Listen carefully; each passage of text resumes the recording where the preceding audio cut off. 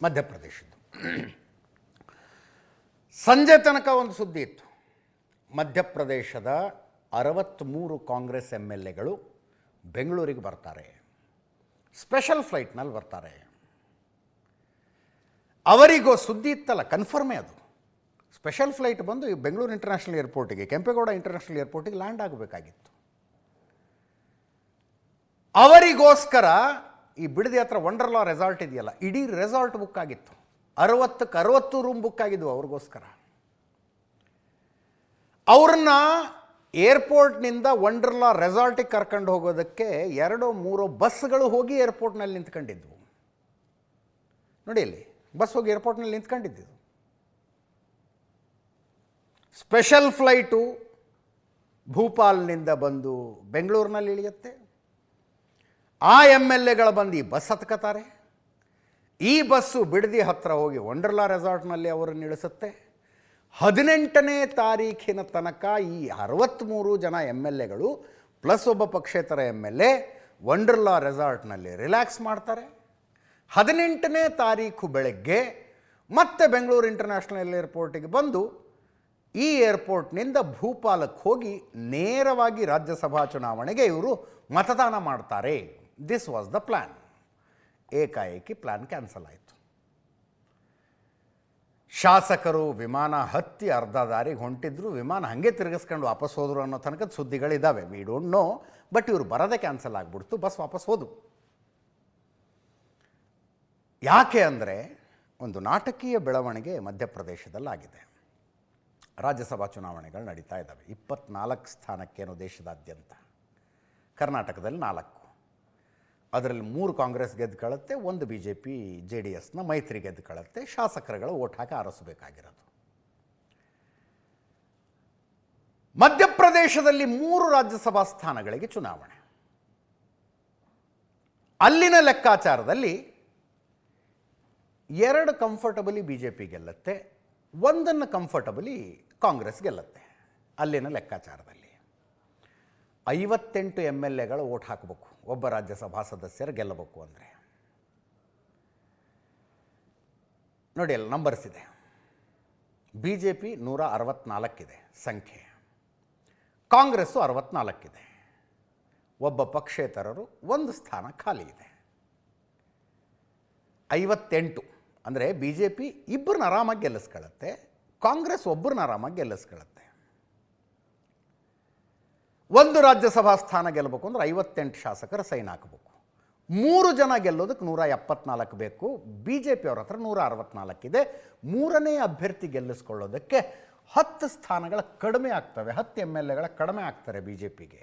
ಕಾಂಗ್ರೆಸ್ನವ್ರಿಗೇನು, ನಮ್ಮವ್ರನ್ನ ಹಿಡ್ಕೋತಾರೆ ಇವರು. 63 ಜನರ ಪೈಕಿ ಒಂದು 10 ಜನ ಹೆಂಗಾರು ಮಾಡಿ ಏನು ಕ್ರಾಸ್ ವೋಟಿಂಗ್ ಮಾಡಿಸ್ತಾರೆ, ಅಡ್ಡ ಮತದಾನ ಮಾಡಿಸಿ ತಮ್ಮ 3ನೇ ಅಭ್ಯರ್ಥಿನ ಗೆಲ್ಲಿಸ್ಕೊಂಡ್ಬಿಡ್ತಾರೆ. ಅದಕ್ಕೆ ಯಾಕೆ ರಿಸ್ಕು? ಹೆಂಗೂ ಕರ್ನಾಟಕದಲ್ಲಿ ನಮ್ಮದೇ ಗೌರ್ಮೆಂಟ್ ಇದೆ, ನಮ್ಮದೇ ಅಂದರೆ ಕಾಂಗ್ರೆಸ್ಸಿನ ಗೌರ್ಮೆಂಟ್ ಇದೆ ಅಂತ ಅವರು ಯೋಚನೆ ಮಾಡಿದ್ದು. DK ಶಿವಕುಮಾರ್ ಅವರು ಮುಖ್ಯಮಂತ್ರಿ ಆಗಿದ್ದಾರೆ. ಅನೇಕ ರಾಜ್ಯಗಳಲ್ಲಿ ಇಂಥ ಸನ್ನಿವೇಶ ಕ್ರಿಯೇಟ್ ಆದಾಗ DK ಶಿವಕುಮಾರ್ ಅವರು ಹ್ಯಾಂಡಲ್ ಮಾಡಿದ್ದಾರೆ. ಎಲ್ಲ MLAಗಳನ್ನು ಅಲ್ಲಿ ಕಳಿಸ್ಬಿಡೋದು ಅಂತಾಗಿತ್ತು. DK ಶಿವಕುಮಾರ್ ಅವರು ಈಗ ಮುಖ್ಯಮಂತ್ರಿ. ಮುಂಚೆ ಆದರೂ ಹೋಗಿ ಅವರೇ ನಿಂತ್ಕೊಂಡ್ಬಿಡ್ತಿದ್ರು. ಈ ಸಲ ಮಾಗಡಿ ಬಾಲಕೃಷ್ಣ ಅವ್ರಿಗೆ ಹೇಳಿದರು, ಅವ್ರದ್ದೇ ಕ್ಷೇತ್ರಕ್ಕೆ ಬರ್ತದು ವಂಡರ್ಲಾ ರೆಸಾರ್ಟ್, ನೀವು ನೋಡ್ಕೋಬೇಕಪ್ಪ ಅಂತ. ಮಾಗಡಿ ಬಾಲಕೃಷ್ಣ ಅವರು ಫುಲ್ ಟೀಮಿನ ಜೊತೆಗೆ ರೆಡಿ ಆಗಿಬಿಟ್ಟಿದ್ರು. ಇವತ್ತಿನಿಂದ 18ನೇ ತಾರೀಖಿನ ತನಕ ಮಧ್ಯಪ್ರದೇಶದ 63 MLAಗಳನ್ನು ವಂಡರ್ಲಾ ರೆಸಾರ್ಟ್ನಲ್ಲಿ ಹೋಸ್ಟ್ ಮಾಡೋದಕ್ಕೆ ಮಾಗಡಿ ಬಾಲಕೃಷ್ಣ ಅವರು ತಯಾರಾಗಿದ್ದರು. ರಣದೀಪ್ ಸಿಂಗ್ ಸುರ್ಜೇವಾಲಾ ಅವರು ಮೊದಲೇ ಬಂದಿದ್ದರು. ಅವ್ರನ್ನ ಸ್ವಾಗತಿಸಿಕೊಂಡರು ಮಾಗಡಿ ಬಾಲಕೃಷ್ಣ ಅವರು. ಎಲ್ಲ ಆಗಿತ್ತು. ಮತ್ತು ಕ್ಯಾನ್ಸಲ್ ಆಗಿದ್ದು ಯಾಕೆ? ಅದನ್ನೇ ಹೇಳಿದ್ದು ನಾನು, ನಾಟಕೀಯ ಬೆಳವಣಿಗೆ.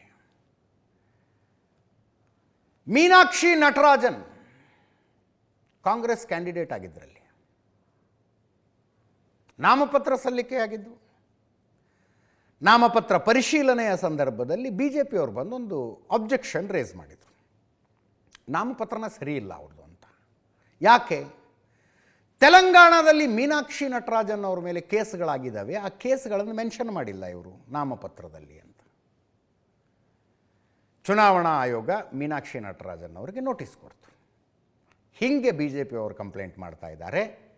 ನಿಮ್ಮದೇನು ಕ್ಲಾರಿಫಿಕೇಷನ್ನು ಅಂದಿದ್ದಕ್ಕೆ ಮೀನಾಕ್ಷಿ ನಟರಾಜನ್ ಅವರ ಪರ ಅವರ ವಕೀಲರು ಹಾಜರಾಗಿ ಏನೋ ಒಂದು ಎಕ್ಸ್ಪ್ಲನೇಷನ್ ಕೊಟ್ಟರು. ಆ ಎಕ್ಸ್ಪ್ಲನೇಷನನ್ನು ಚುನಾವಣಾ ಆಯೋಗ ಒಪ್ಪಿಕೊಳ್ಳಲಿಲ್ಲ. ಒಂದು ಚುನಾವಣೆಗೆ ನಾಮಪತ್ರ ಸಲ್ಲಿಸುವಾಗ ವಿವರಗಳು ಎಲ್ಲ ಇರಬೇಕು ಮತ್ತು ಎಲ್ಲವೂ ಕರೆಕ್ಟಾಗಿರಬೇಕು. ಆಸ್ತಿ ಪಾಸ್ತಿ ಕೇಸ್ಗಳು ಏನು ಎಲ್ಲ ಹೇಳಬೇಕು. ನೀವು ತೆಲಂಗಾಣದಲ್ಲಿ ನಿಮ್ಮ ಮೇಲೆ ಕೇಸ್ ಇರೋದು ಯಾಕೆ ಹೇಳಿಲ್ಲ? ನೋಡಿ, ಇಲ್ಲಿ BJPಯವರು ನಿಮ್ಮ ಮೇಲೆ ಇಂತಿಂಥ ಕೇಸ್ ಇದೆ ಅನ್ನೋ ವಿವರಗಳನ್ನು ಕೊಟ್ಟಿದ್ದಾರೆ ಅಂತ ಮೀನಾಕ್ಷಿ ನಟರಾಜನ್ ಅವರ ಪರ ಹಾಜರಾಗಿ ಎಕ್ಸ್ಪ್ಲನೇಷನ್ ಕೊಟ್ಟ ವಕೀಲರ ವಾದವನ್ನು ಚುನಾವಣಾ ಆಯೋಗ ಒಪ್ಪಿಕೊಳ್ಳಲಿಲ್ಲ. ಮೀನಾಕ್ಷಿ ನಟರಾಜನ್ ಅವರ ನಾಮಪತ್ರವನ್ನೇ ತಿರಸ್ಕರಿಸಿಬಿಟ್ರು. ಈಗ ಮಧ್ಯಪ್ರದೇಶದಲ್ಲಿ ರಾಜ್ಯಸಭಾ ಚುನಾವಣೆಗೆ ಕಾಂಗ್ರೆಸ್ಸಿನ ಕ್ಯಾಂಡಿಡೇಟೇ ಇಲ್ಲ. ಅದರ ಅರ್ಥ BJPಯವರು 3 ಜನ ಗೆಲ್ತಾರೆ. BJPಯವರು 3 ಜನ ಗೆಲ್ತಾರೆ. ಚುನಾವಣೆ ಆಗದೆ ಅವಿರೋಧವಾಗಿ ಆಯ್ಕೆಯಾಗಿಬಿಡ್ತಾರೆ 3 ಜನ BJPಯವರು. ಹೀಗಾಗಿ ಇನ್ನು ಎಲ್ಲಿ ಬೆಂಗಳೂರಿಗೆ ಬಂದು ಏನು ಮಾಡೋದಿದೆ? ವಂಡರ್ಲಾ ರೆಸಾರ್ಟ್ನಲ್ಲಿ 10 ದಿವಸ ಟೈಮ್ ಪಾಸ್ ಮಾಡ್ಕೊಂಡು ಹೋಗ್ಬೇಕು. 8-9 ದಿವಸ ಟೈಮ್ ಪಾಸ್ ಯಾಕೆ ಮಾಡ್ಕೊಂಡು ಹೋಗೋದು? ಈಗಷ್ಟೇ ಅಧಿಕಾರಕ್ಕೆ ಬಂದಿರುವ ಕರ್ನಾಟಕದ ಮುಖ್ಯಮಂತ್ರಿಗಳಿಗೆ ಸರ್ಕಾರಕ್ಕೆ ಯಾಕೊಂದು ಅಡಿಷ್ನಲ್ ಖರ್ಚು ಮಾಡಿಸೋದು ಅಂತ ಬೆಂಗಳೂರು ಪ್ಲ್ಯಾನ್ ಕ್ಯಾನ್ಸಲ್ ಮಾಡಿಕೊಂಡು ಮಧ್ಯಪ್ರದೇಶದ ಕಾಂಗ್ರೆಸ್ ಶಾಸಕರುಗಳು ತಮ್ಮ ಮನೆಗೆ ಹೋದರು. ನಾಮಪತ್ರ ತಿರಸ್ಕಾರದಿಂದ ಇಷ್ಟೆಲ್ಲ ಆಗಿದೆ.